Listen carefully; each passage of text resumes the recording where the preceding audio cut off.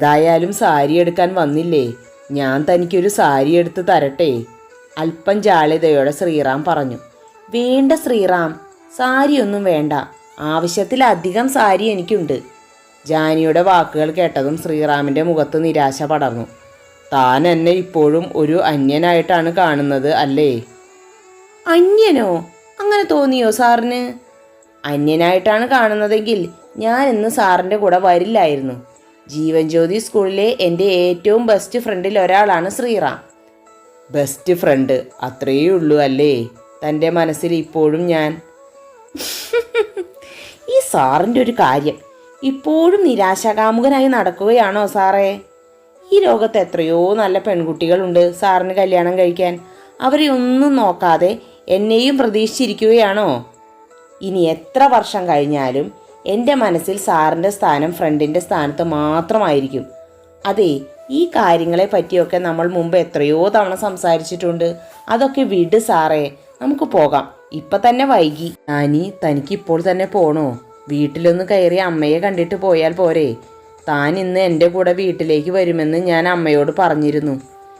ഇനി വീട്ടിൽ കയറാൻ നിന്നാൽ ഒരുപാട് വൈകും സാറേ. എന്നെ ഫ്ലാറ്റിൽ കൊണ്ടാക്കണമെന്നില്ല, ഞാൻ വല്ല ഓട്ടോയും വിളിച്ച് പോയിക്കൊള്ളാം. അത് വേണ്ട, ഞാനല്ലേ ഫ്ലാറ്റിൽ നിന്നും കൂട്ടിക്കൊണ്ടുവന്നത്, ഞാൻ തന്നെ തിരിച്ചു കൊണ്ടാക്കാം എന്ന് പറഞ്ഞ് അവർ ഫ്ലാറ്റിലേക്ക് വണ്ടി തിരിച്ചു. തമ്പുരുവിൻ്റെ ഫ്ലാറ്റിലാണെങ്കിൽ മാത്സ് ക്ലാസ് നടന്നുകൊണ്ടിരിക്കുകയാണ്.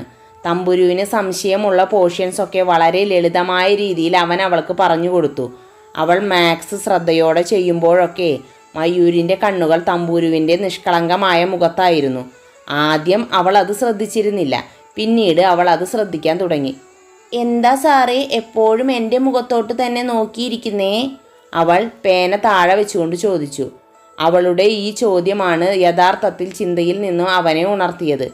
എൻ്റെ മോള് സുന്ദരിയായതുകൊണ്ട് എന്തു ഭംഗിയാ നിന്റെ മുഖം കാണാൻ. ഇരു കൈകളാൽ അവളുടെ മുഖം കോരിയെടുത്തുകൊണ്ട് അവൻ പറഞ്ഞു. ഒന്ന് വിട് സാറേ, പോ, കളിയാക്കാതെ, അവൾ അല്പം പരിഭവിച്ചുകൊണ്ട് പറഞ്ഞു. കളിയാക്കിയതോ? ഞാനോ? ഞാൻ എൻ്റെ മോളെ കളിയാക്കുവോ? നീ ശരിക്കും സുന്ദരിയാ. നിന്റെ മുഖം കാണാൻ പൂർണ്ണ ചന്ദ്രനെ പോലെയാ. അമ്പുരുവേ തിളങ്ങുന്നു ചന്ദ്രനെ പോൽ നിൻമുഖം, മയൂർ അല്പം സാഹിത്യത്തോടെ പറഞ്ഞു.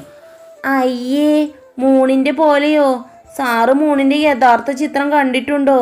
ഒരു തരം കറുത്ത പാറയുടെ കളറാ. അതുപോലെയാണോ എൻ്റെ മുഖം? അവൾ അല്പം പരിഭവിച്ചുകൊണ്ട് ചോദിച്ചു. സാഹിത്യം മൊഴിയാൻ നോക്കിയതാ, പക്ഷേ ചീറ്റിപ്പോയി. കുട്ടികൾക്കൊക്കെ വിവരം വെച്ചു. ഇനി പഴയ നമ്പർ ഒന്നും നടക്കില്ല, മയൂർ മനസ്സിൽ ചിന്തിച്ചു. ഞാൻ ഉദ്ദേശിച്ചത് ഭൂമിയിൽ നിന്നും നോക്കുമ്പോഴുള്ള പൂർണ്ണചന്ദ്രൻ്റെ കളറാ. അത് മോൾക്ക് ഇഷ്ടപ്പെട്ടില്ലേ? എന്നാൽ ഞാൻ വേറൊരു കാര്യം പറയാം. നല്ല മുല്ലപ്പൂവിൻ്റെ കളറാ എൻ്റെ മോൾക്ക്. വെറുതെ, സാറ് വെറുതെ എന്നെ കളിയാക്കുക. ഞാൻ അത്ര സുന്ദരിയൊന്നുമല്ല. ശരിക്കും ഞങ്ങളുടെ ഫ്ലാറ്റിൽ എനിക്ക് മാത്രമേ സൗന്ദര്യം കുറവുള്ളൂ. എൻ്റെ ചേച്ചിയും മെറിൻ ടീച്ചറും ഒക്കെ എത്ര സുന്ദരികളാ. ഹയ്യേ, അവരോ? മോൾക്കെന്താ കണ്ണിന് വല്ല കാഴ്ചക്കുറവുണ്ടോ? മെറിൻ ടീച്ചറെ കാണാൻ കുഴപ്പമില്ല. പിന്നെ മോളുടെ ചേച്ചി ജാനി, ശരീരം വെളുത്ത നിറമുണ്ടെന്നേ ഉള്ളൂ. അവരെക്കാളൊക്കെ കാണാൻ സുന്ദരി എൻ്റെ തമ്പുരുമോളാ. അവൻ അവളുടെ മൂക്ക് പിടിച്ചു വലിച്ചുകൊണ്ട് പറഞ്ഞു. ആണോ സാറേ? സത്യാണോ? എന്നെ പറ്റിക്കാൻ വേണ്ടി കളിയാക്കുമൊന്നുമല്ലല്ലോ? തമ്പുരു സംശയത്തോടെ ചോദിച്ചു. ഞാൻ എൻ്റെ മോളെ കളിയാക്കുമോ?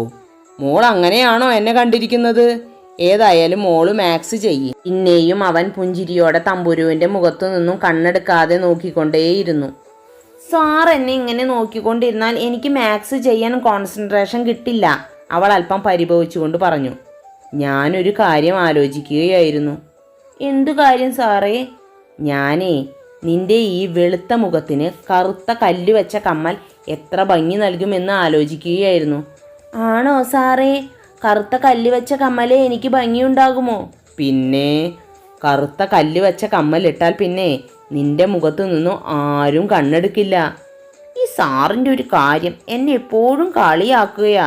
ഏതായാലും മോൾ ഈ പ്രോബ്ലംസ് ഒക്കെ ഇവിടെ ഇരുന്ന് ചെയ്യ്. ഞാനേ ചപ്പാത്തിക്ക് പരത്തി വെച്ചിരിക്കുന്നു, അതൊക്കെ ചുട്ടിട്ട് വരട്ടെ. രാത്രി ഇവിടുന്ന് ഡിന്നറും കൂടി കഴിച്ചിട്ട് മോള് പോയാൽ മതി എന്ന് പറഞ്ഞിട്ട് അവൻ എണീറ്റ് അടുക്കളയിലേക്ക് പോയി. ഈ സാറിന് എന്നോട് എന്ത് സ്നേഹ! ഇത്ര സ്നേഹത്തോടെ എൻ്റെ ചേച്ചി പോലും എന്നോട് പെരുമാറിയിട്ടില്ല. മയൂര് പോയ വഴിയെ നോക്കി തമ്പുരു ചിന്തിച്ചു. ചപ്പാത്തി ചുട്ട് കഴിഞ്ഞപ്പോഴേക്കും അവളുടെ മാത്സും കഴിഞ്ഞിരുന്നു. ഉത്തരങ്ങളൊക്കെ നോക്കിയപ്പോൾ അവന് സന്തോഷമായി. ഗുഡ് ഗേൾ, നിനക്ക് നല്ല ഇമ്പ്രൂവ്മെന്റ് ഉണ്ട്, keep it up. Thank you sir. എന്തിനാ മോളെ ഈ മുടി ഇതുപോലെ അഴിച്ചിട്ടിരിക്കുന്നത്? മുടി പിന്നി കെട്ടിവെച്ചാലുണ്ടല്ലോ എത്ര ഭംഗിയുണ്ടാകും. മയൂർ അവളുടെ മുടിയിൽ തലോടിക്കൊണ്ട് പറഞ്ഞു. എനിക്ക് മുടി കെട്ടുന്ന ഒന്നും ഇഷ്ടമല്ല. അതെന്താ ഇഷ്ടമല്ലാത്തത്? ദേ മുടി ഇതുപോലെ അഴിച്ചിട്ടാലുണ്ടല്ലോ പൊട്ടിപ്പോകും. നിന്റെ ചേച്ചി മുടി അഴിച്ചിട്ട് നടക്കുന്നതുകൊണ്ടാ ചേച്ചിക്ക് മുടി വളരാത്തത്. നിന്റെ മുടി ഞാൻ പിന്നിക്കെട്ടി തരട്ടെ? വേണ്ട സാറേ, എൻ്റെ മുടിയിൽ മറ്റാരും തൊടുന്നത് എനിക്കിഷ്ടമല്ല. ചേച്ചി തന്നെ മുടി കെട്ടുമ്പോൾ തലവേദന എടുക്കും. ചേച്ചിയെ പോലും ഞാൻ എൻ്റെ തലയിൽ തൊടിയിക്കാറില്ല. നിന്റെ ചേച്ചിക്ക് എന്ത് കാര്യമാ മര്യാദയ്ക്ക് ചെയ്യാനറിയുക? ഞാൻ മുടിയിൽ തൊട്ടാൽ മോൾക്ക് വേദനിക്കില്ല. മുടിയും തലയും അറിയാതെ ഞാൻ പിന്നിത്തരാം. വാ, നമുക്ക് ബാൽക്കണിയിലേക്ക് പോകാം എന്ന് പറഞ്ഞ് നിർബന്ധിച്ച് തമ്പുരുവിനെയും കൊണ്ട് അവൻ ബാൽക്കണിയിലേക്ക് പോയിരുന്നു. ഫ്ലാറ്റിനു താഴെ ശ്രീറാം കാറ് കൊണ്ടുവന്ന് നിർത്തി. ജാനി ഡോറ് തുറക്കാൻ തുടങ്ങിയതും ജാനി, ശ്രീറാം അവളെ വിളിച്ചു. എന്തേ എന്ന മട്ടിൽ ജാനി അവനെ നോക്കി പുഞ്ചിരിച്ചു. മറ്റന്നാളത്തെ പിറന്നാളിന് ഞാൻ വേറെ ആരെയും ക്ഷണിക്കുന്നില്ല.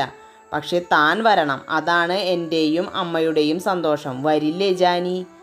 മറ്റന്നാൾ ക്ലാസ് ഉള്ള ദിവസമല്ലേ സാറേ? നാളെയാണെങ്കിൽ ഞാൻ ഫ്രീ ആയിരുന്നു. നാളെ സൺഡേ അല്ലേ? അത് സാരമില്ല. ക്ലാസ് കഴിഞ്ഞിട്ട് വൈകുന്നേരം എൻ്റെ വീട്ടിൽ ചെറിയൊരു പാർട്ടി. ഞാനും താനും എൻ്റെ അമ്മയും മാത്രം. എന്താ, താൻ വരുമോ?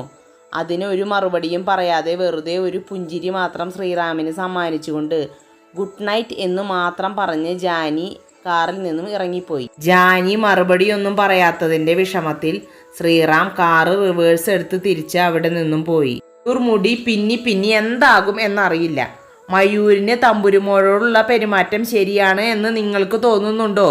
നിങ്ങളുടെ അഭിപ്രായം കമൻറ്റ് ബോക്സിൽ രേഖപ്പെടുത്തുമല്ലോ.